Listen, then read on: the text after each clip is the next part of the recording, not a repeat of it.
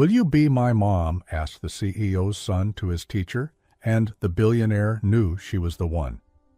In the middle of a simple classroom art activity, a 7-year-old boy looked up at his teacher and asked, right in front of everyone, "Will you be my mom?"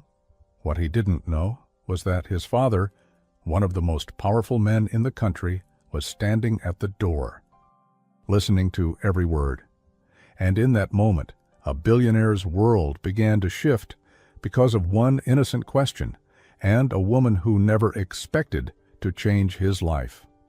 Before we continue, if you enjoy touching and inspiring stories like this one, make sure to subscribe to the channel and leave a like. Now, let's get back to the story. The classroom had gone quiet, eerily quiet. 20 little heads turned toward the back of the room, eyes wide, mouths half open, as if waiting for something they couldn't quite understand. Elena Morgan knelt beside a small boy with tears clinging to his lashes. Her soft voice had barely been audible over the buzz of the school day just moments ago. But now, silence had swallowed everything after the boy's question echoed across the room. "Miss Morgan," he whispered, his small hand gripping the hem of her emerald green dress.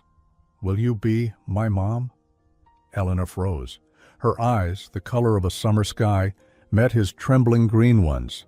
Her breath caught, not because she didn't know what to say, but because she saw something in his eyes most adults couldn't hide. Loneliness, a longing too deep for a 7-year-old to carry alone. She opened her mouth to answer him gently, but the moment was shattered by the sound of the door clicking open. Someone had been standing there, listening, Gabriel Sterling. Powerful, immaculately dressed in a royal blue suit that hugged his tall frame, he stepped inside with a calm so cold it made the room feel smaller. His emerald eyes were sharp, unreadable, almost too piercing for a man who had just heard his son ask another woman to take the place of his late wife. Elena slowly stood up. Her fingers brushed the fabric of her dress where Ethan had held it. Her heartbeat quickened. Ethan turned toward the door and immediately brightened, wiping his tears with the back of his sleeve. "Daddy!" Gabriel didn't smile. He nodded once at his son, then glanced at Elena, as if trying to figure her out with a single look. "I came to pick him up," he said coolly. His voice was deep, smooth, but with an edge that made it impossible to tell if he was angry or simply guarded. Elena forced a polite smile. "Of course, we were just finishing art class." Ethan ran over and hugged his father's waist. Gabriel placed a gentle hand on his son's head, but his eyes didn't leave Elena. "What happened?" he asked, still watching her, his tone unreadable. Elena looked down briefly, then met his eyes with quiet strength. "Ethan got upset when the kids were drawing their families. He said he didn't know what to draw, because he didn't have a mom to put in the picture." Gabriel's jaw clenched ever so slightly. He looked down at Ethan, who had lowered his eyes again. "You said something to Miss Morgan?" The boy hesitated, then nodded. "I asked her if she could be my mom." Elena's breath hitched again, but she kept her expression calm. She had seen this kind of grief before. Children who tried to make sense of loss in the only way they knew how, by wishing it away. But this wasn't just any child. This was Ethan Sterling, son of Gabriel Sterling, one of the most powerful CEOs in the country. A man whose face graced the covers of finance magazines, who rarely appeared in public without bodyguards or headlines trailing him. And here he was, in a small classroom, hearing his son's most vulnerable plea. Gabriel crouched down and looked his son in the eyes. "Ethan, you don't just ask someone to be your mom like that." "But why not?" the boy asked, confused. "She's nice, and she makes me feel safe. Isn't that what moms do?" Gabriel was quiet. Elena's chest tightened. The tension in the room was unbearable now. The other children watched silently, not knowing whether to speak or pretend they hadn't heard a thing. Elena gently stepped closer. "Mr. Sterling, if I overstepped, "You didn't," Gabriel interrupted, standing back up. "You were kind to him. I appreciate that." His tone was polite, but distant. Elena could feel the wall going up between them as clearly as if he had built it brick by brick. Ethan, still clinging to his dad's leg, looked up hopefully. "Can we stay a little longer?" Gabriel hesitated, then looked back at Elena. "Is that all right?" "Yes," she said without thinking.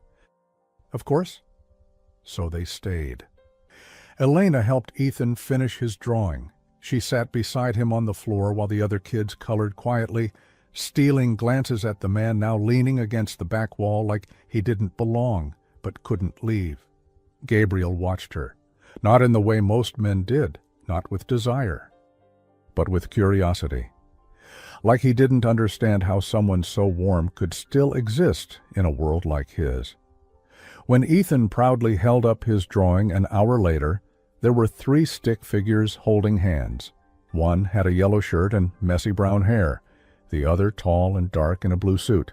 And in the middle, a woman in a green dress with a smile that stretched across the page. "My family?" Ethan beamed. Gabriel said nothing, but Elena saw the way his eyes lingered on the paper, the way his hand tightened around his watch. He took Ethan's backpack and thanked her with a nod, nothing more. But before they left, Ethan ran back to her and whispered, "I meant it. I really want you to be my mom." And then they were gone. Elena stood in the doorway, watching the luxury black car pull away from the school parking lot.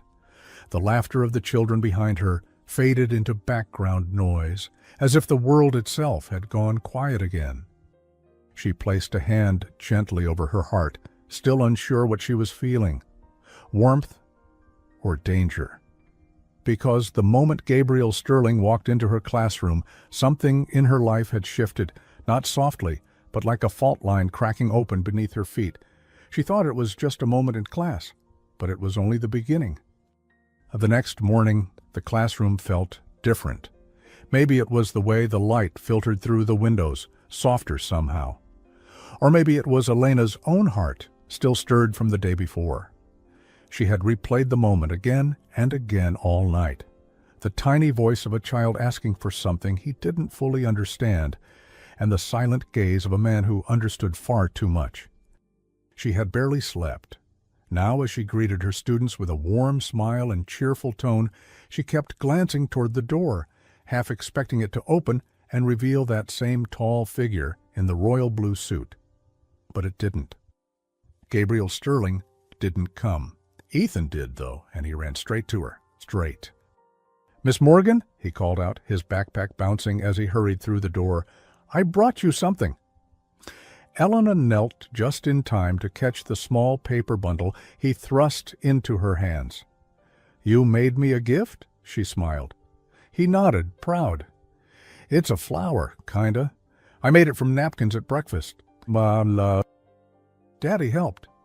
Elena opened the folded mess of white paper and saw the effort, the folds clumsy, but full of heart.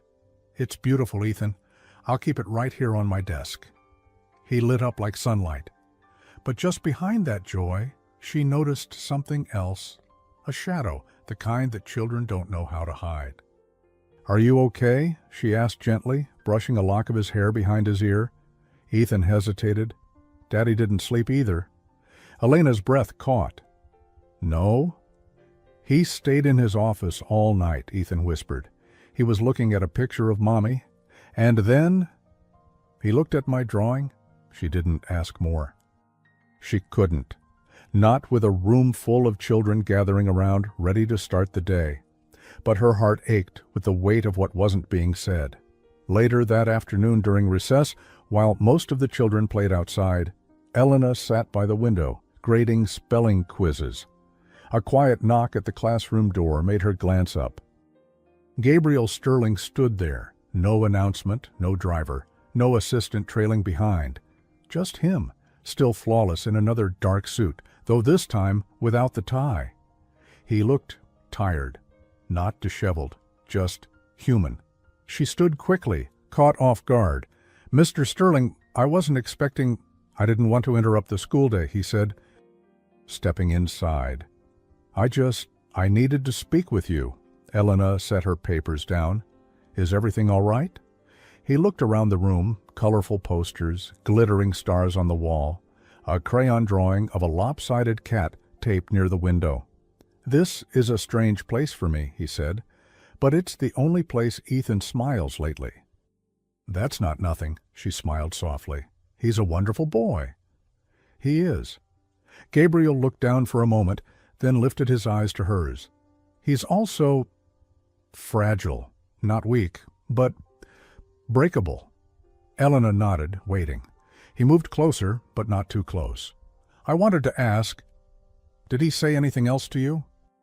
After I left, she hesitated. He said he meant it, that he really wanted me to be his mom.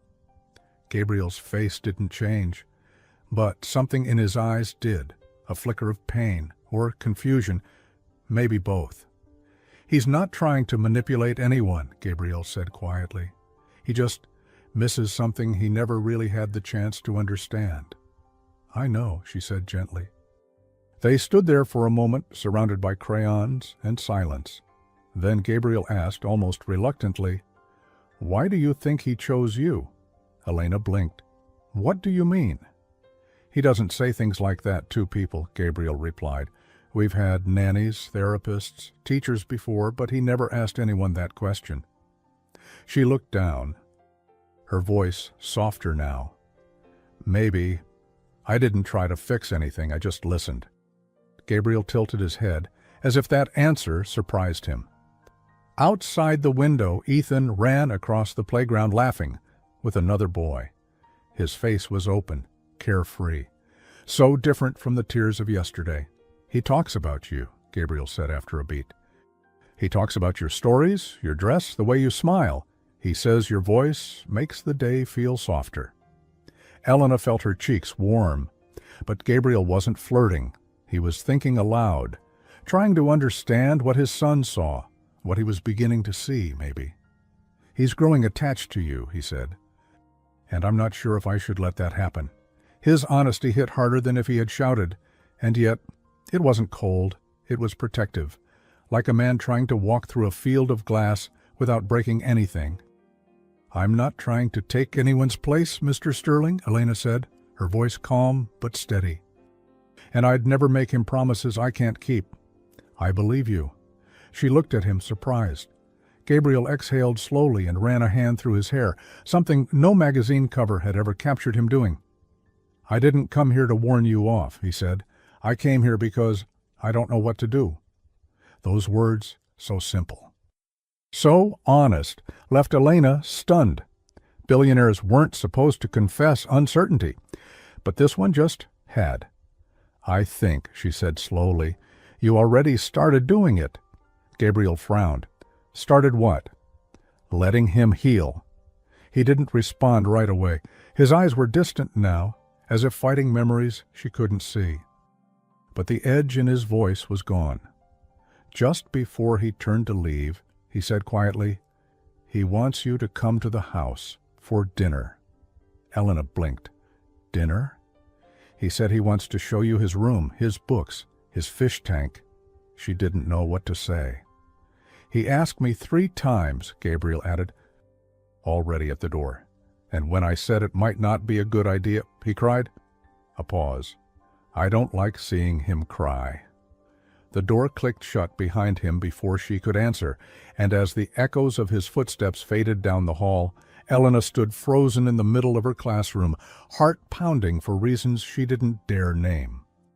Because somewhere between crayon drawings and whispered wishes, a line had been crossed, and now she wasn't sure there was a way back. The invitation sat in her bag all day, even though it hadn't been written on paper. It lived in her thoughts, echoing in her chest every time she remembered his voice. "He wants you to come to the house for dinner." Elena Morgan had never been inside a billionaire's home. She imagined polished marble floors, glass walls, silent staff walking like shadows. A world so far removed from her own one-bedroom apartment, filled with second-hand books and tea-stained mugs. It might as well have existed on another planet. But Ethan had asked, and she couldn't shake the look in Gabriel's eyes when he said, "I don't like seeing him cry." So, that Friday evening, she stood in front of a tall iron gate, clutching her purse and trying to ignore the nerves in her stomach. The security guard already knew her name. The gate opened without a word. A black car came down the driveway to meet her. A driver stepped out. "Miss Morgan." She nodded. "Mr. Sterling is expecting you." The ride from the gate to the front door took nearly 2 full minutes. The property was huge, surrounded by manicured gardens and fountains lit from beneath, like something out of a movie. When the car stopped, she stepped out slowly, heart pounding, eyes wide. The front door opened before she could knock. "Miss Morgan?" Ethan ran out in socked feet, arms wide. "You came." She knelt to hug him. "I told you I would." "You look like someone from a dream," he whispered in her ear. Her eyes welled unexpectedly. She had worn the same emerald green dress from that first day, not to impress, but because it was the only nice one she owned, and maybe, just maybe, because she knew it made him feel safe. Ethan grabbed her hand and led her inside. The entryway was as grand as she imagined. Sweeping staircase, chandelier above, art on the walls she was afraid to look at too long. Everything gleamed, everything whispered, "You don't belong here." But Ethan's small hand in hers made it all quieter. Gabriel waited at the end of the hallway, leaning against the frame of what looked like a formal dining room. His suit jacket was off, sleeves rolled slightly, hair a little less perfect than usual. "You found us," he said. "Your house isn't exactly hard to spot," she replied with a small smile. He looked at her longer than was necessary. "That color suits you." She nodded, heart skipping. Ethan insisted. Gabriel's gaze softened just a little.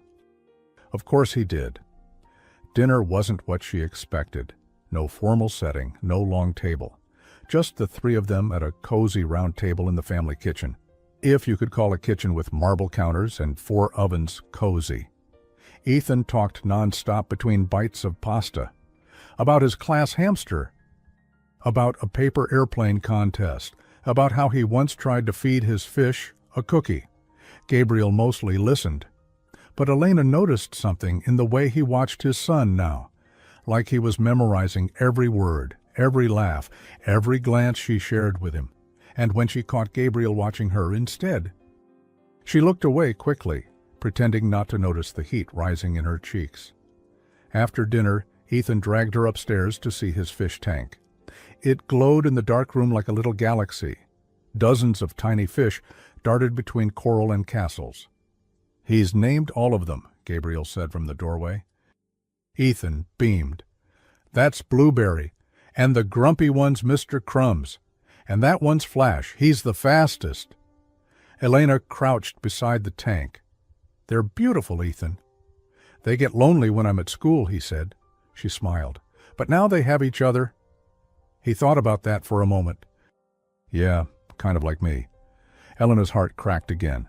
Gabriel stepped inside. "It's almost bedtime, champ. Can Miss Morgan tuck me in?" Elena looked at Gabriel, unsure, but he nodded once, slowly. Ethan climbed into his bed while Elena sat beside him, smoothing his blanket. "Want a bedtime story?" "Only if you tell it," he whispered, already drifting. So she did, something gentle and made up about a boy and a cloud that never left his side. By the time she finished, he was asleep. Gabriel had waited just outside the room, arms crossed, leaning against the wall. As she stepped out, he nodded toward the stairs. "Coffee?" "I should probably go," she said, unsure if she meant it. "Just 1 cup." He wasn't asking, not really. And, to her own surprise, she didn't want to say no. They sat in the quiet kitchen, steam rising from 2 mugs. His sleeves were still rolled, and hers were still tugged nervously down to her wrists. "I don't usually let people into this house," Gabriel said. "Especially not into his world," she sipped. "So why me?" He didn't answer right away. "You're different," he said finally. "You don't treat him like he's broken, and you don't look at me like I'm made of ice." Elena looked at her cup, smile faint. "Maybe I'm just too tired to be intimidated." He chuckled. The sound surprisingly warm. "I know what people say about me," he added. "I've read it all. Cold, controlling, ruthless, and most of it's true." She looked up, but not all of it. Gabriel's eyes met hers, and for once they didn't look like armor. They looked like something else, something real. "I was married once," he said. "Did Ethan tell you?" She nodded. "She died before he could form real memories of her, and He stopped, swallowed hard. "I buried myself in work, in building things, in control." "And now?" she asked. "Now he's asking strangers to be his mother." The silence that followed was heavier than any chandelier. "But he didn't ask just anyone," Elena said, her voice soft. "He asked me." Gabriel looked at her then, really looked, and for the first time she felt something shift between them. Not romantic, not yet, but vulnerable, open. Neither of them said anything more, but as he walked her to the door and opened it to the night air, for a while it almost felt safe. Almost. But the world was about to notice. And just before she stepped outside, he paused and said, almost without looking, "Would you come back again? Not for him, for you." Elena hadn't meant to smile so much on the ride home, but every time she closed her eyes, she saw Ethan's sleepy grin and Gabriel's quiet stare across the coffee mugs, like he was searching for something he wasn't ready to name. She had told herself it was just dinner, just kindness, just one night. But her heart wasn't listening. The next morning, her classroom buzzed with its usual chaos. Markers without caps, backpacks unzipped, spelling words on the board. But something in the way Ethan walked through the door, lighter, freer, told her everything she needed to know. He was still holding her paper flower. "Miss Morgan," he shouted before even putting his backpack down. "Guess what?" "What?" She smiled, kneeling to his level. "Daddy made pancakes this morning," she blinked. "Wait, your dad cooked?" "Sort of. He used the mix. And he made a mess," Ethan laughed. "But he smiled. A real one." Her chest ached in the best way. Later that afternoon, after recess, Elena noticed a small envelope tucked inside her classroom mailbox. Not the school kind. Cream-colored, thick paper. Her name written in a bold, elegant hand. Inside was a short note. Friday, 7 p.m. No suits, no rules, just dinner. And maybe a walk in the garden. Gee. She read it twice. No logo, no assistant's number. Just his handwriting, smooth and simple, like he'd sat down and written it himself. Which somehow made it feel even more personal. Her fingers trembled slightly as she tucked it into her drawer. She told herself she wouldn't go, that this was too fast, too strange, too close. But when Friday came, she stood once again at the Sterling gates, wearing a soft blue dress this time, hair half up. Not because she wanted to impress him, but because it felt hopeful. Gabriel answered the door himself. He wasn't in a suit, just a fitted charcoal sweater and dark jeans. No watch, no wall. "I wasn't sure you'd come," he said, stepping aside. "I wasn't sure either," she admitted. They didn't go to the dining room. They didn't even sit at the kitchen table. He had set up a small picnic on the back patio under strands of soft garden lights. The air was warm with late spring, and somewhere in the distance, the sound of water running over stones whispered from a fountain. Ethan wasn't there. "Is he sleeping?" Elena asked. "Sleepover with my sister's kids," Gabriel said. "She insisted. Said I looked like I needed breathing space." "And do you?" He met her gaze. "Not until now." They sat under the lights, sharing wine and plates of food that Elena guessed had been catered, but still felt intimate. Gabriel told her about his sister, older, bossy, fiercely loyal. Elena told him about her mother who'd passed 2 years ago, and her dad, who still mailed her handwritten recipes she never had time to try. There were no bodyguards, no cold walls, just two people who had once been strangers, now learning to be less alone. At one point she laughed at something he said, something dry and completely unexpected, and he stared at her, like the sound had startled him. "You should laugh more," he said softly. She looked down. "I used to, before life got complicated." Gabriel was quiet for a beat. "What made it complicated?" She hesitated. "Losing my mom, having to step into life too fast. You know, when everyone expects you to carry your own weight before you even know what that weight is." He nodded. Slowly. "I know exactly what that's like." The silence that followed wasn't awkward. It was heavy, but warm. Like two people standing in the rain, not needing to run.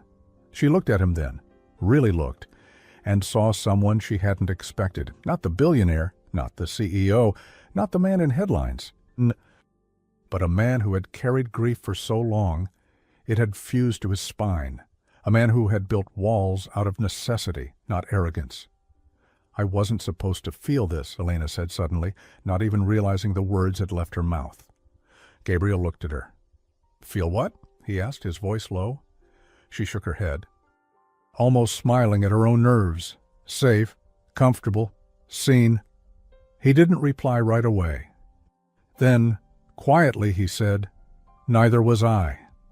The moment between them stretched, delicate and dangerous. And just when Elena thought maybe he would reach for her hand, maybe this would turn into something more, a sharp voice echoed from behind the garden hedge. "Gabriel!" He froze. Elena turned. A tall woman in a sleek navy dress stepped into view, heels clicking sharply against the stone. She looked expensive and angry. Gabriel stood. "Danica, what are you doing here?" The woman crossed her arms. "I rang the front. No one answered. And your assistant said you've been unreachable lately." She glanced at Elena, her eyes narrowing. "Oh," she added, voice laced with implication.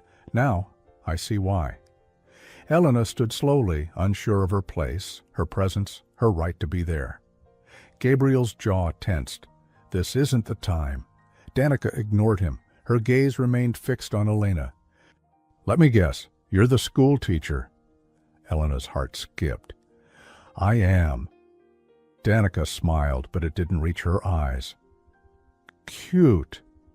There was a silence so thick, even the fountain seemed to quiet down. "I didn't realize you were replacing women now," Danica added coldly, "in the boardroom and the nursery." Elena took a slow breath, steadying herself, but before she could say a word, Gabriel stepped in, voice calm but firm. "Don't do this, Danica." "I'm not doing anything," she said. "You're the one who's forgetting where you come from." And with that she turned and walked back through the shadows, disappearing without another word. Elena didn't know whether to speak, to apologize, or to leave. Gabriel sat down again, rubbing his temples. "I'm sorry," he said finally. "She's not someone I invited." "Old friend?" Elena asked carefully. He looked at her. "Old mistake." She nodded, biting the inside of her cheek. "Do you want me to go?" she asked. "No," he said. Too fast, too certain. Then more softly, "Please stay." But even as she sat again, something in the night had shifted, not because of Danica's words, but because of the look in Gabriel's eyes when he saw her, like he was afraid she'd vanish too.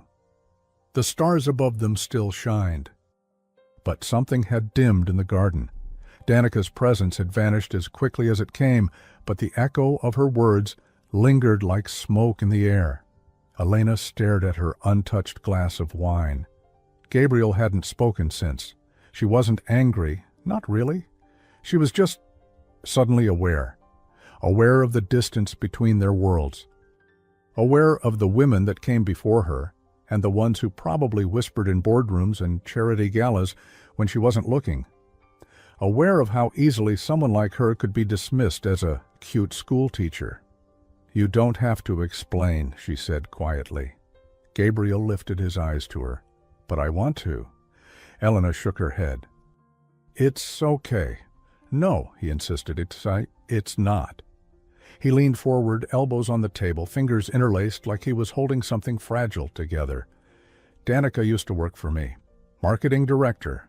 Brilliant mind, but ruthless. We were involved a long time ago. Elena nodded, listening. I ended it. Years ago, he continued. She wanted more than I could give, more than I was ready for. And when I backed away, she didn't take it well. She seemed... Elena paused, choosing her words. Familiar. Gabriel let out a breath. In the worst way. A silence fell again, but this time it didn't feel broken. It felt reflective.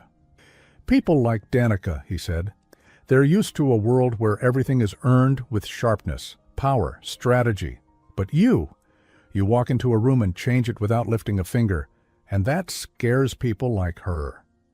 Elena looked down, lips pressing together. She didn't feel powerful. She felt small, caught in something she hadn't planned for, drawn to a man she hadn't expected. I'm not trying to be anything, she said softly. I'm just trying to do the right thing. Gabriel tilted his head. For Ethan? Her eyes met his. For all of us. The words hung between them, and for the first time... Gabriel Sterling looked like a man who had run out of defenses. You scare me too, he said. Elena blinked. What? Not in a bad way, he added quickly. It's just, I've been alone for so long, I forgot what this feels like. What does it feel like? She asked. He looked at her for a long, steady beat. Hope, he said. She swallowed hard. It would have been easy to kiss in that moment. The air was warm, the tension was thick. Their hands weren't far apart, but instead they just looked at each other, as if too much had already been said and anything more would break the spell. A sound came from inside the house. Gabriel straightened. Security check, he murmured. They do rounds at 10? Elena smiled faintly. Of course they do. I'll walk you out, he said. As they moved through the halls, Elena noticed how the house looked different now. Less intimidating, less polished, more lived in. There was a photo on the wall she hadn't noticed before.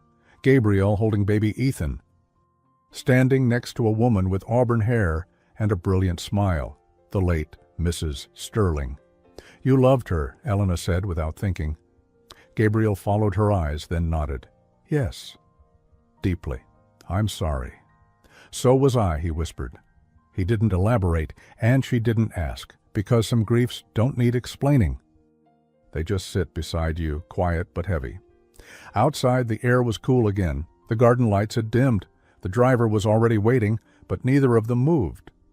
Elena looked at him one last time. Tonight was unexpected, she said.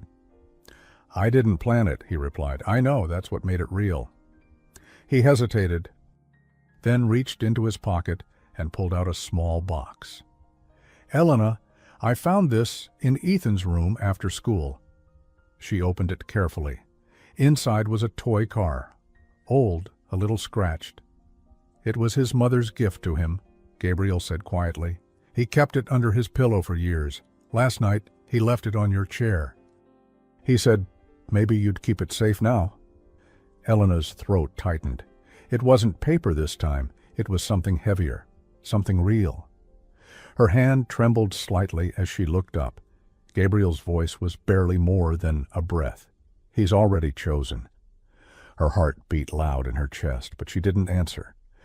Not yet, because something about that gift terrified her as much as it moved her. She stepped toward the car, clutching the little box close to her chest. And as she looked back one last time, she found Gabriel still watching her, not as the man who owned skyscrapers or signed million-dollar deals, but as someone who, for the first time in years, didn't want to be alone anymore. The weekend passed in a blur. Elena tried to lose herself in lesson plans, laundry, and a half-finished book beside her bed. But none of it held her attention. Every page she read disappeared the moment her mind wandered back to the garden lights, Gabriel's voice, and that drawing. My family, I hope, She kept the paper on her nightstand, not framed, not hidden, just there. Quiet and innocent, the kind of hope that sneaks under your skin when you're not looking. But by Monday, life tried to return to normal, Because when Elena entered the classroom that morning, there was a small white box waiting on her desk. No name, just a ribbon, pale green. She opened it carefully and found a delicate chain necklace inside, thin, simple, and elegant, with a tiny gold star at the center and a note. For the person who makes Ethan shine, G. She closed the box slowly, her chest tight. The necklace was beautiful, but it was the gesture that made her eyes sting. Ethan ran into the classroom seconds later, bouncing with excitement. "Did you get it? Did you? I helped pick it." "You did?" She smiled. "Yep. Daddy said you were a star, so I said you needed one to wear." Her heart melted. She knelt down and hugged him tighter than she meant to. But later that afternoon, as she walked home, Elena's phone buzzed with an unexpected message. Gabriel Sterling. "There's a charity event tomorrow night. I usually don't bring guests, but I want you there." She stared at the screen for a long time. No pressure, no demands, just want.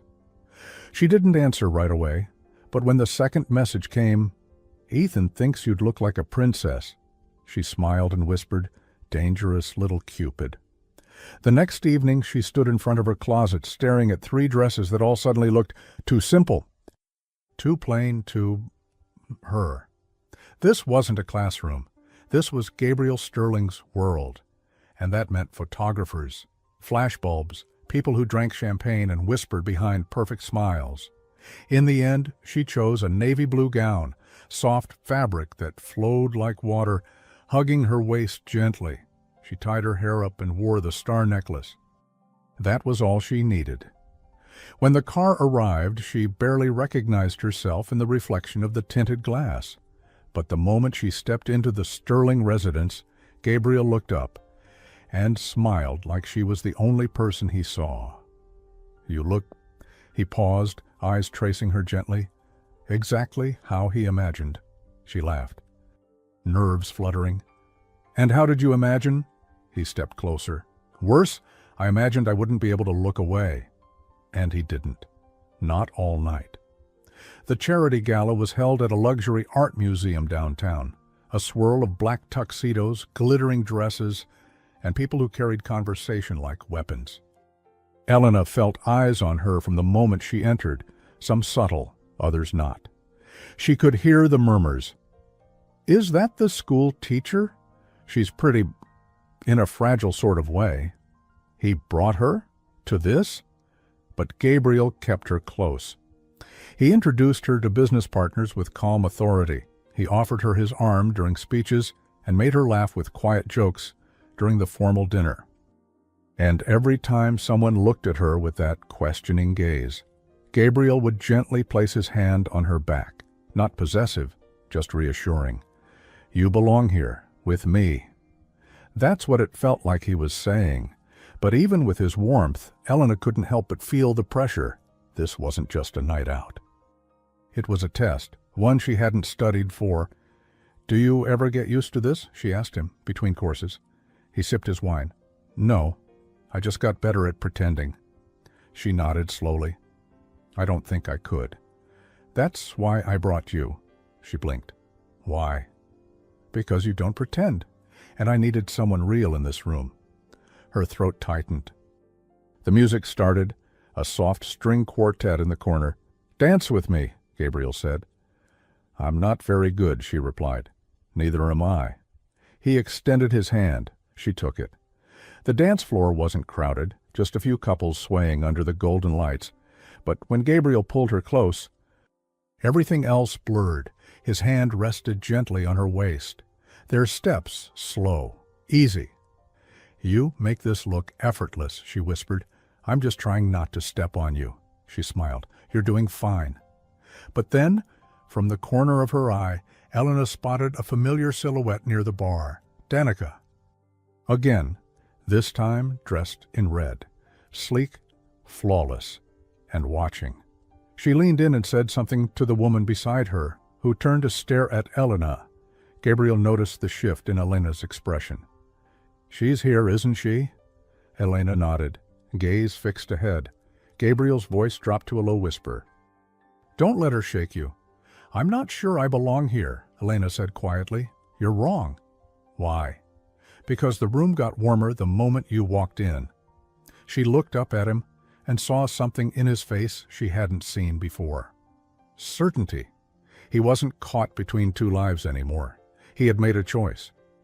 And she was part of it.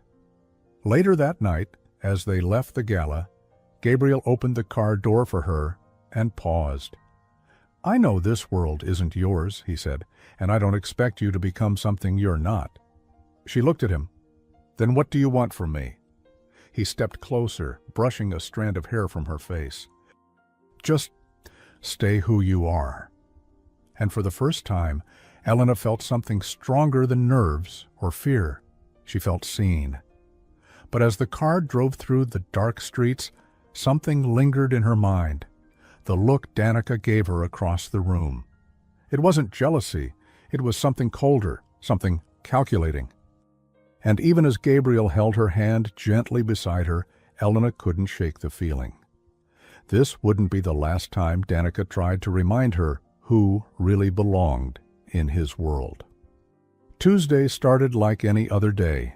Children running through the halls, laughter mixed with squeaky sneakers, the smell of markers and forgotten lunchboxes lingering in the air.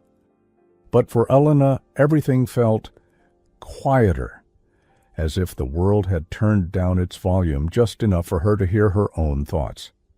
She could still feel Gabriel's hand holding hers, hear the music from the gala playing faintly in the back of her mind, see the way his eyes never left hers during their dance. For that brief moment, under golden lights, she'd belonged. At least it had felt that way. But reality doesn't like to wait. During recess, while her students were in the library, the school principal showed up at her classroom door, holding a tablet and a tight expression. "Elena, do you have a moment?" They stepped into the staff lounge. The principal tapped the screen without saying a word. A news article popped up, bold headline, front and center. Billionaire CEO Gabriel Sterling.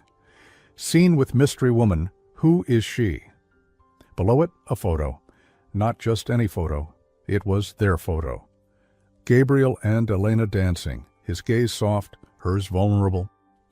A moment frozen in time, never meant for anyone else. The caption cut deeper than the image itself. Sources say she's a school teacher. But could she become the next Mrs. Sterling? Whispers turned into headlines, and headline turned into a fight for custody. Elena's stomach flipped. "This started circulating late last night," the principal said carefully. "Parents have called, a few teachers too."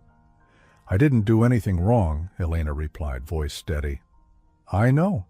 But when someone like Gabriel Sterling is involved, everything becomes public." The principal offered a compassionate look. "Would you like to take a few days off, let it pass?" But Elena shook her head. "No, my students need me. Ethan needs me." After a pause, the principal gave a soft smile. "All right, we're here for you." Back in the classroom, Ethan noticed something was off. "Miss Morgan, are you sad?" "No, sweetheart, just tired." He looked at her for a second, then said, "Is it because of the photo?" She froze. "You saw it? On the babysitter's phone. She said people are being dumb." Elena let out a laugh despite herself. "She's not wrong." Ethan stepped closer and gently took her hand. "They don't see what I see."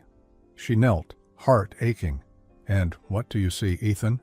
He thought for a moment. "You make my dad breathe." Her eyes filled with tears as she hugged him tightly, his little words echoing louder than the gossip outside. That afternoon, as she was grading spelling tests, her phone buzzed. "Gabriel, I need to see you." Another message followed. "I'm sorry." She replied simply, "Elena, meet me after school. I'll be at the park near campus." The sun was starting to dip low when Elena reached the park. The trees swayed gently in the breeze. Children's laughter filled the air, but her heart was heavy. She sat on a bench by the lake, hands in her lap, necklace resting against her collarbone, the small gold star Gabriel and Ethan had given her. A few minutes later, Gabriel arrived, no suit, no watch, no armor, just him. He sat beside her quietly. She spoke first. "You knew this would happen." He nodded. "I did. And still, you took me there. Because I wanted you to know what you mean to me." She looked at the ripples in the water. "And now?" He sighed, rubbed his hand through his hair, and a gesture she was learning meant frustration. Maybe fear. Now, the photo is everywhere. Danica likely leaked it. She still has ties to certain media outlets. She knew this would hurt. Hurt you. Hurt you. Elena stayed silent. The weight of everything he carried, power, legacy, reputation, suddenly felt heavier when it was stacked on her shoulders too. Gabriel turned to face her.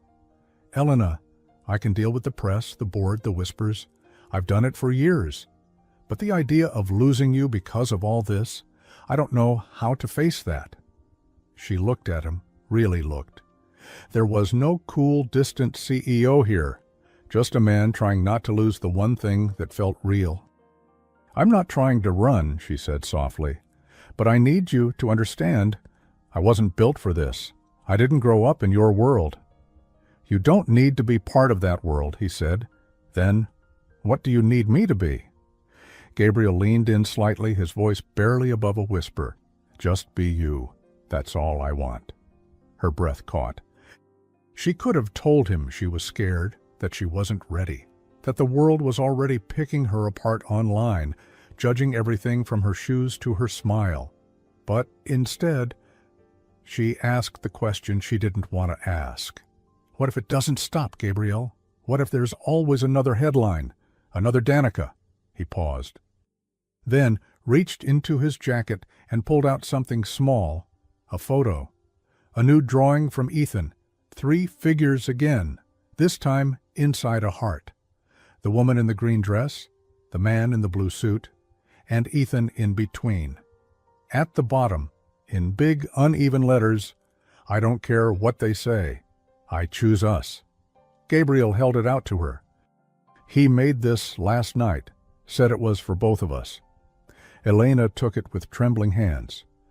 "I know this life isn't fair," Gabriel added, "and I can't promise peace every day, but I can promise truth, and you'll never have to fight alone." The wind blew gently through the trees. A child's kite dipped in the distance. And as Elena folded the paper gently and pressed it to her chest, she looked at him and finally said what had been resting inside her heart for days. "Then let's stop hiding." Gabriel looked at her, stunned for a moment. "Are you sure?" She nodded. "If they're going to stare, let them see the whole picture." They didn't hide anymore. The next morning, Elena walked into school with her head high, not because she felt ready, but because she refused to shrink. The article was still circulating, of course, new blogs, gossip columns, even a brief mention on a breakfast show. But she didn't flinch when people whispered. She wore the gold star necklace proudly. And when Ethan ran to her with a grin so wide it made the world disappear, she knew she was exactly where she needed to be. He hugged her tighter than usual. "I saw you and Daddy on TV." "Oh, no," she said, half laughing. "Was it a good picture?" Ethan nodded. "You looked like a princess." But not everyone was so enchanted. By lunchtime, 2 parents had called to express concern. One teacher raised an eyebrow and muttered something about boundaries. A few older students whispered things in the hallway that weren't meant to be heard, but Elena heard them anyway. She stayed calm. She smiled. She taught her lessons like any other day. But inside, she felt it. The slow, creeping pressure of a world that didn't like when someone stepped out of the box they were placed in. That evening, Gabriel sent a car for her. Not for a gala, not for a meeting, just dinner. At home. Elena arrived in jeans and a soft cream sweater. No makeup, no pressure. Just her. Gabriel opened the door before she knocked. He was holding a dish towel. "You're cooking," she asked, surprised. I'm trying, he smiled. Ethan says my pancakes are better than my business decisions. I believe him. The three of them sat around the kitchen island eating homemade pasta that was slightly too salty but full of love. They talked about nothing and everything. Ethan showed her his new Lego city. Gabriel poured her tea without asking. It felt easy, like maybe, just maybe, it could stay like this. But after Ethan went to bed, Gabriel sat beside her on the couch and grew quiet. Something happened today, he said. Elena turned toward him. He rubbed the back of his neck, a habit she was beginning to recognize as his version of vulnerability. There was a meeting, a few board members called it. They wanted to talk about image concerns. Her stomach dropped. He continued, They didn't say your name, but they didn't have to. Elena looked down at her hands. I knew this would happen. I didn't care what they thought, he said quickly. I still don't. One of them said something I can't stop hearing. She waited. He said, If you're not careful, they'll tear her apart. Silence. Gabriel looked pained. And he's not wrong. You didn't ask for this. Ask. You didn't grow up in front of cameras or investors. You're not used to people digging into your past, your family, your choices. Elena's voice was quiet but steady. Is this your way of telling me to walk away? He looked at her sharply. No, never. Then why tell me? Because you deserve to know what comes next. Not just the good parts, she took a deep breath. And what if I already decided I'm not afraid of the bad parts? Gabriel leaned forward, elbows on his knees, hands clasped tightly. I don't want to lose you, he said, barely above a whisper, but I also don't want to watch you get hurt just because I couldn't protect you fast enough. She reached out and placed her hand over his. You protect me just by being honest. His eyes met hers, and for a long moment they said nothing. The room was quiet, the kind of quiet that feels safe. Then, almost shyly, Elena added, Besides, I don't need the world to love me. I just need one little boy and one man who can't make pancakes. Gabriel let out a breathless laugh. Then he reached for her hand and held it like it was something precious. They sat like that for a long time. No glamour, no headlines, just two people trying to build something in a world that only knew how to tear things down. But outside, beyond the walls of that quiet home, a storm was already building. The next morning, while Elena was packing Ethan's spelling test papers into folders, her phone buzzed with a message from an unknown number. Unknown. Thought you might want to see this before it goes viral. Attached was a screenshot, a preview of a tabloid post scheduled to publish the next day. Title, Secrets of the Billionaire's Schoolteacher Girlfriend. What she's hiding. Below it, a photo of her father, labeled ex-convict turned mechanic. A high school photo of Elena, in secondhand clothes marked, From Humble Beginnings. A college rumor, nothing proven, just a whisper dragged back into the light. Her hands shook. Another message came through seconds later. Unknown. This is just the beginning. She stared at the screen, her heart hammering in her chest, and suddenly the classroom felt too small, too bright, too loud, because this wasn't about Gabriel anymore. They were coming for her. Elena sat frozen, the phone still glowing in her hand. The words on the screen blurred, but the message was clear. They weren't just gossiping anymore. They were digging, twisting, trying to break her. The bell rang in the hallway. Children's voices filled the air again, and Elena tucked the phone away, wiped her hands on her skirt, and stood up with a practiced smile. But inside, everything shook. By the end of the school day, she was moving on autopilot. High fives, spelling tests, a sticker here, a kind word there. She made it through. But barely. As the final bell rang and the last student disappeared down the hallway, she finally sat at her desk, her fingers trembling as she unfolded Ethan's latest drawing from his cubby. It was a spaceship this time, Ethan in the middle, smiling, with her and Gabriel at the controls. Underneath it, he'd written, "We're a team, no matter what planet we're on." Her eyes welled. She didn't hear the door open until it was too late to hide the tears. "Elena?" Gabriel's voice. She wiped her face fast and turned, trying to hold herself together. He walked in slowly, closing the classroom door behind him. "You saw it, didn't you?" she asked. He nodded. "It hasn't gone live yet, but my PR team caught the leak." "I didn't think they'd go that far," she whispered. "They always go that far," he said, "especially when someone decent ends up in the spotlight." She stood, pacing now. "They found pictures of my dad, called him an ex-con like he's still behind bars. He hasn't even had a speeding ticket in 15 years. And that rumor from college, I was never—" "You don't have to defend yourself to me." She stopped. He crossed the room slowly and took her hands in his. "Elena," he said, softer now, "I know who you are. I've seen who you are. You are not a headline." Her shoulders sank. He stepped even closer. "You're not a scandal. You're not a charity case. You're not some small-town story that got lucky." She looked up, her eyes filled with pain. "Then what am I?" He didn't hesitate. "You're the woman my son wishes was his mother. The woman who made me remember what it feels like to want something, not for the image, not for the deal, not for the empire, but for myself." A tear rolled down her cheek. He reached up and gently wiped it away. "You didn't ask for any of this, and I can't change what the world thinks it deserves to know. But I swear to you, I won't let them tear you down for loving us." Elena blinked, stunned by how freely he said it. "For loving us." "I don't know if I can handle this," she whispered. Gabriel nodded slowly. "Then let me handle it." "How?" He stepped back just enough to pull his phone from his pocket. "I need to make a statement." Her eyes widened. "To the press?" "To everyone." His fingers hovered over the screen.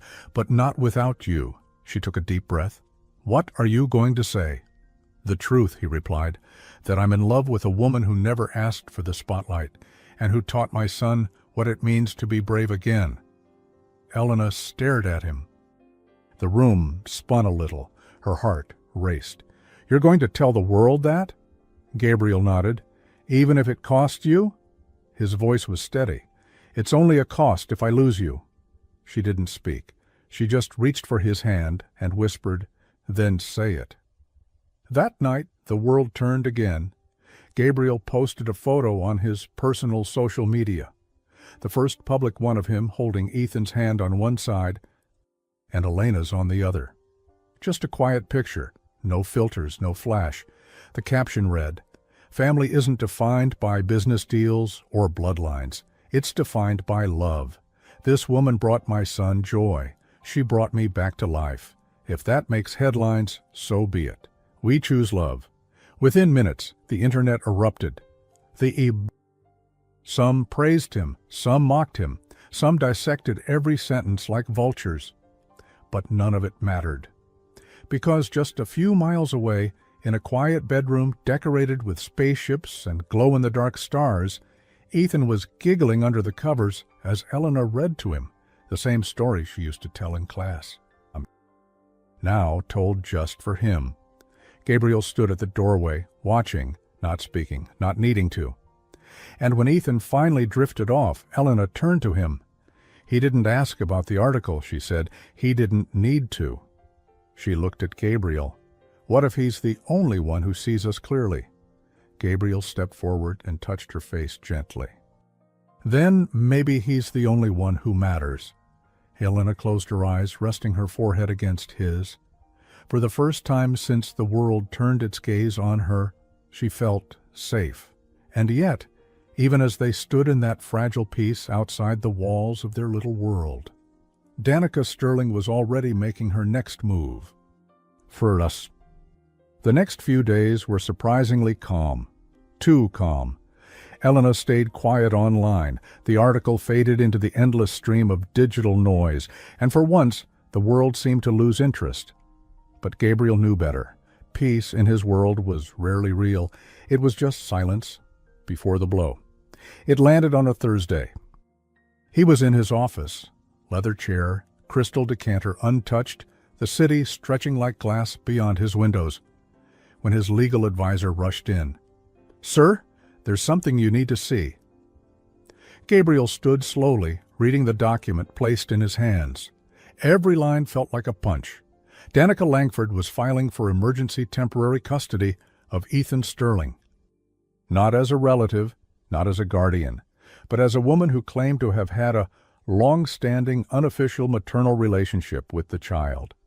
And under the pretense that Gabriel's recent behavior and media exposure had created an unstable environment for the minor. It was a lie. A calculated, strategic knife to the heart lie.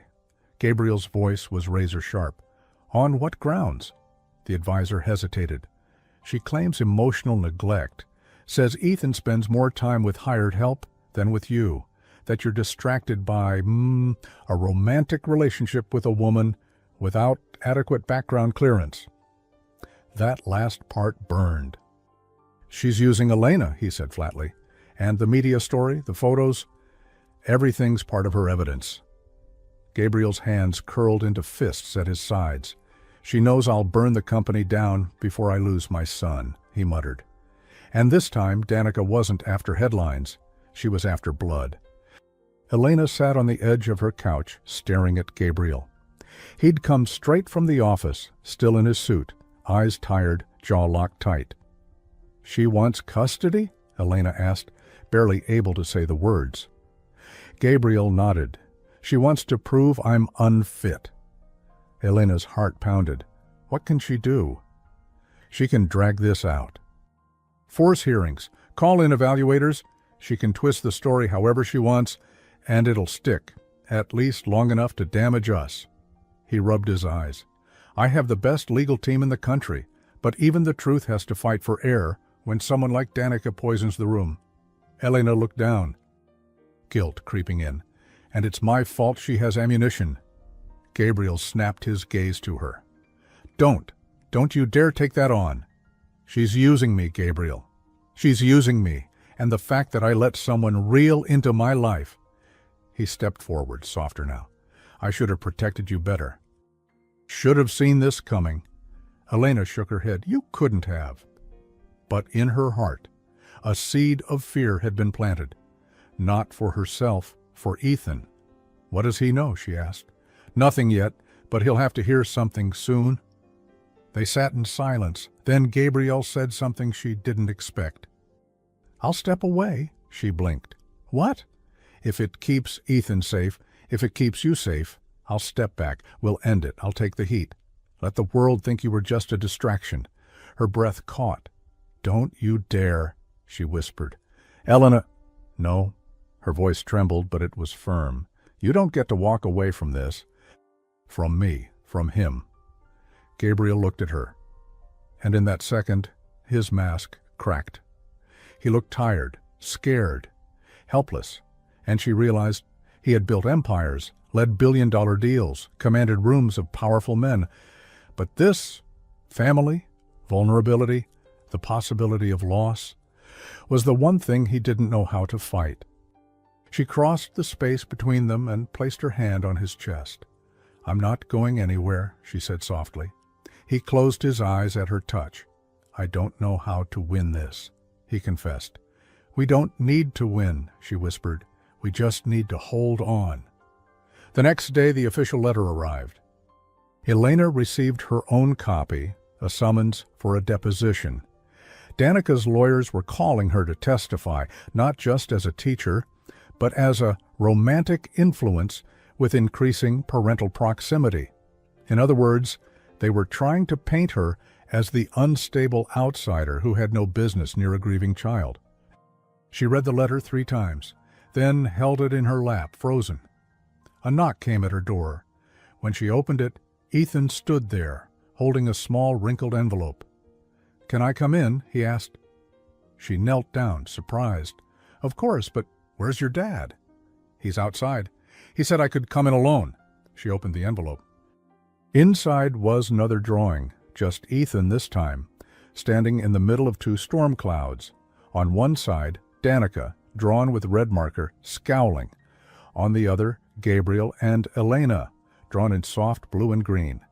In Ethan's small, shaky handwriting, "I pick my real family." Tears blurred her vision. "I heard grown-ups talking," he said quietly, "about court, about me having to live somewhere else." Elena held his face gently. "That's not going to happen." "Promise?" She paused, because promises to children should never be lies. But still, she said it. "I promise we'll fight for you with everything we have."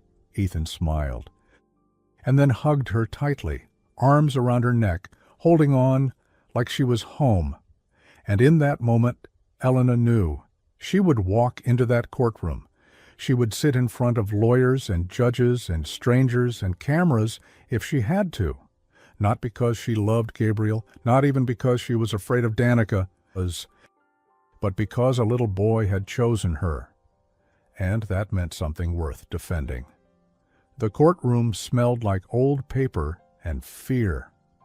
Elena sat at the far side, hands resting tightly in her lap, her heart pounding louder than the gavel ever could.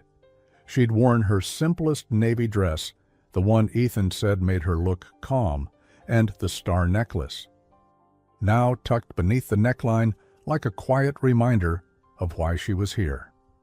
Across the aisle, Danica looked untouched, polished, prepared. Her expression was calm, almost smug. Her lawyers whispered confidently beside her, and Gabriel sat just one seat away from Elena. He wore no tie, just a crisp white shirt, open at the collar, but it was his eyes that spoke volumes. They didn't dart, they didn't flinch. They stayed fixed on her, not asking for strength, but giving it. The judge entered. Proceedings began. Legal language filled the air like static. Danica's lawyers were first. They painted her as concerned. Caring, even mother-adjacent, as one attorney so coldly put it. They highlighted Gabriel's reckless exposure of his child to public scandal. They referenced Elena by name, a woman without formal training in childcare, no family ties, and no legal position of guardianship. Elena kept her eyes down. Until they said this: "Our client believes the minor needs stability, familiarity, not to be dragged through headlines by his father's newest interest." That stung, but what hurt more was Ethan sitting quietly behind her. Too young to understand the law, but old enough to feel tension thick as iron.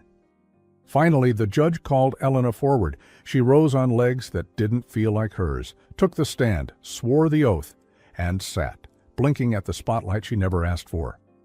Danica's lawyer approached. "Miss Morgan," he said smoothly, "you're a teacher, correct?" "Yes." "And before meeting Mr. Sterling, had you ever met a billionaire?" A ripple of laughter in the courtroom. The lawyer smiled, knowing he was playing a game. Elena simply answered, "No." He stepped closer. "Are you in love with Mr. Sterling?" She hesitated, not because she doubted, but because love in court sounds like a liability. "Yes," she said, quiet, clear, steady. "And what is your relationship with the minor?" Elena looked at Ethan, then back at the lawyer. "I read him stories. I pack his lunch sometimes. I helped him build a spaceship out of cereal boxes. I remind him that his feelings matter. I hold his hand when the world is too loud." She took a breath.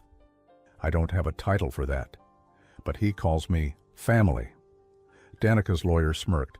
"That's very touching, but legally," Elena cut in gently, "I know I'm not his mother, but tell me this. If a child falls and you catch him, does it matter if your name is on his birth certificate?" A beat of silence. Then Gabriel's attorney rose. "No further questions." Elena returned to her seat. Ethan reached out and touched her hand. His fingers curled around hers like he had in the classroom that very first day. The judge called Gabriel to the stand next.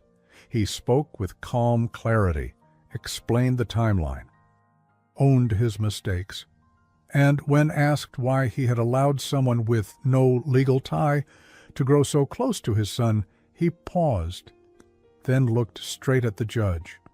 "Because for the first time since my wife died," he said, My son felt safe enough to draw a picture with all three of us in it. That hit harder than any argument. And then came the final testimony. Unexpected. Ethan asked to speak. The judge hesitated, but after a whispered word from the child advocate, they allowed it. Ethan walked up, his little hands holding a folded piece of paper. He climbed into the witness chair, feet dangling, voice small. "My name is Ethan Sterling," he said. "I'm 7, and I want to stay with my dad, and Elena." The judge leaned forward gently. "Why, Ethan?" He opened the paper. It was another drawing. This one had a sun, a tree, a house. Inside the house, Gabriel, Elena, and Ethan.